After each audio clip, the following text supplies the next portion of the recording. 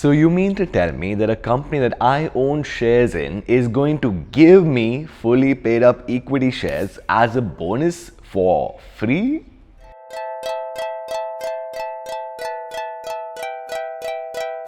Hey, how's it going? Welcome back to my channel. This is Pradeep and you're watching Vlog of Note. In this video, we're going to do an explanation of bonus shares, stock splits, rights issues and dividends in the Indian context with examples. Let's get started.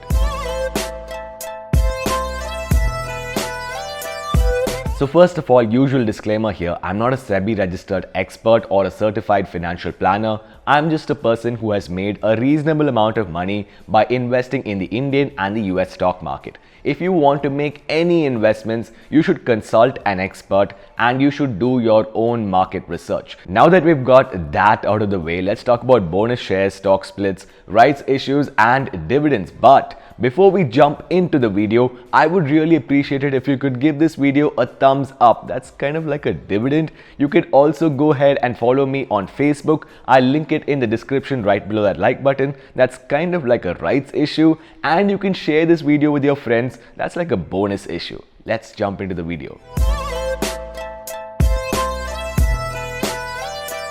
So the first concept we have to explain here is a bonus issue or a stock split. Both of them are rather similar.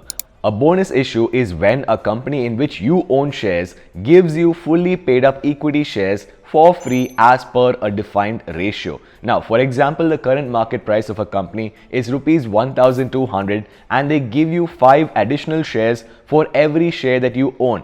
Then at the end of it, you would have 6 shares and the adjusted price of that company's share would be rupees 200. I think that's clear. When you come to a stock split, a company splits each one of your shares into component shares as per a defined ratio for free. For example, if the current market price of a company is rupees 1,000 per stock and they split it up in a 1:5 ratio, for every 1 share that you currently have, they will split it into 5 shares and at the end of it, you would have 5 shares and the revised market price would be rupees 200. Now, companies do bonus shares and stock splits for various reasons. One interesting reason would be an ESOP or an employee stock option. Also, they want to make their shares more affordable to retail investors, although the value has not changed. I know a lot of people who think that a company whose stock is currently trading at rupees 1,000 is way overpriced, way overvalued when compared to that same company's stock which is trading at rupees 200 after a stock split. An interesting example of a company doing a bonus issue recently would be Nykaa or FSN e-commerce. Basically, they perfectly time their bonus issue of 1:5 to coincide on the date on which their pre-IPO lock-in expired. So each person who had 1 share in Nykaa and who intended to sell it at the expiry of the lock-in would get additional 5 bonus shares for free about 15 to 20 days after the lock-in. Smart.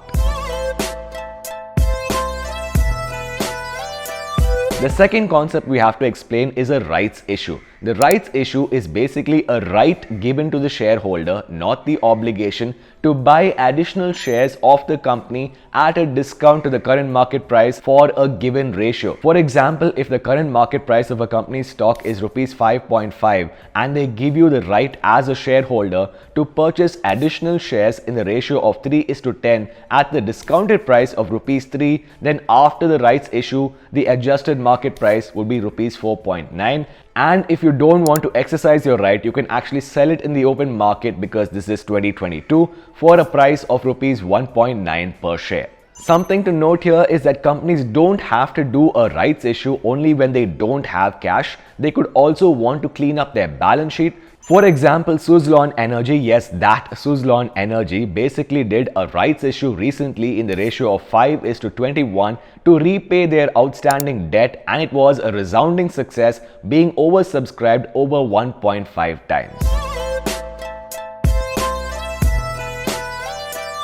The third and final concept we have to talk about today is dividend. Now, dividend is a distribution of profit by a company to its shareholders as a sort of a thank you for remaining a shareholder. What's interesting here is that after the dividend is issued, the price of that company's stock trades ex-dividend. For example, if the price of that company's stock is rupees 100, after the issue of a dividend of rupees 5, the revised ex-dividend price would be actually rupees 95 and dividend would be taxed in your hands as a shareholder. Previously, it used to be taxed in the hands of the company as dividend distribution tax. A great example of recent dividend would be REC, which at their current market price of rupees 100 declared a dividend of rupees 5, implying a dividend yield of 5%. Now, what's funny about REC is that just a couple of months back, they did a bonus issue wherein they gave you one free share for every 3 shares that you had and therefore reduced their effective market price to rupees 100 and then did a dividend of rupees 5, thereby implying their dividend yield of 5%.